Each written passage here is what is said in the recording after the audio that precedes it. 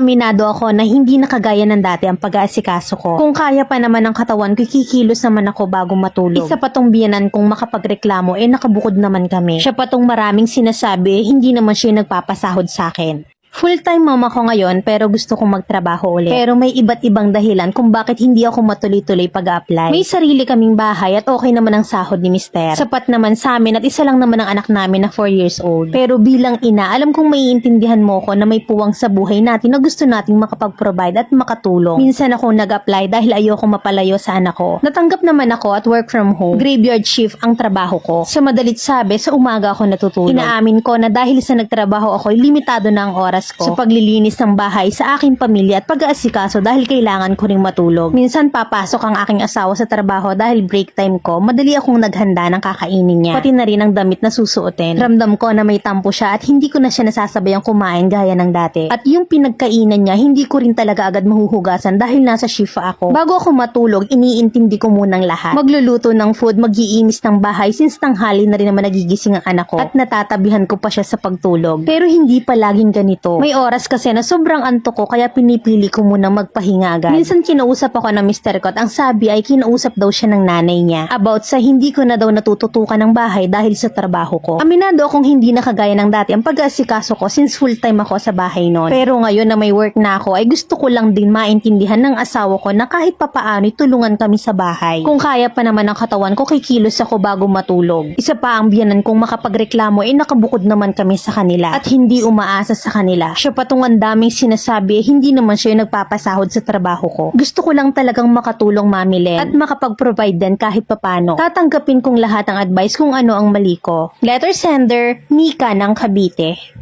Ang hirap ng sitwasyon nating mga nanay, no? Wala ka talagang paglulugaran. Pwede mo namang papiliin ang mister mo kung full-time na naasikaso mong lahat pero wala kang fixed na salary at hindi ka makakatulong financial. Or working mom pero nababawasan ng oras sa bahay. Mami, hindi naman kasi tayo darna Bakit lahat sisi sa ina? Dahil ba nasanay sila na tayong lahat sa bahay? So pag ba nakakapag-akyat ka ng pera, hindi pa rin valid reason na nababawasan ng gawaing bahay kaya nasisili pa? Itanong mo nga sa biyanan mo kung naranasan magtrabaho ng graveyard. Baka kasi mahilig lang mag-judge, may makita lang at mapuna lang. Sa asawa mo naman, same kayong nag-work. Pero magkaiba kayo ng oras, gusto sabay kayong kumain. Hindi ba gets na magkaiba kayo ng oras ng pahinga at hindi ba pwede na hatian ka sa gawain? Iba ang tulog sa umaga kaysa sa gabi na kahit na ano kumpleto ng tulog mo, tulog mano ka naman, kulang pa rin. Pag-usapan at time management. Kailangan nyo ng toka kasi patas na kayo nag-aakyat financial. Ngayon, kung hindi rin siya makapag-adjust sa sitwasyon, bumalik ka na lang kaya sa full-time ulit. Baka sakali na maisip niya na mahalaga pa rin yung nakakapag-akyat ka ng pera kesa wala. Real talk lang, kahit saan ka lumugar. May masasabi kaya wag na nating piliting i-adjust ang sarili natin sa gusto ng iba. Tandaan mo na wala kang dapat ika-guilty hanggat ginagawa mo yung alam mong tama para sa pamilya mo. Lalong-lalo na para sa anak mo. At ang importante, hindi ka babaeng puki lang.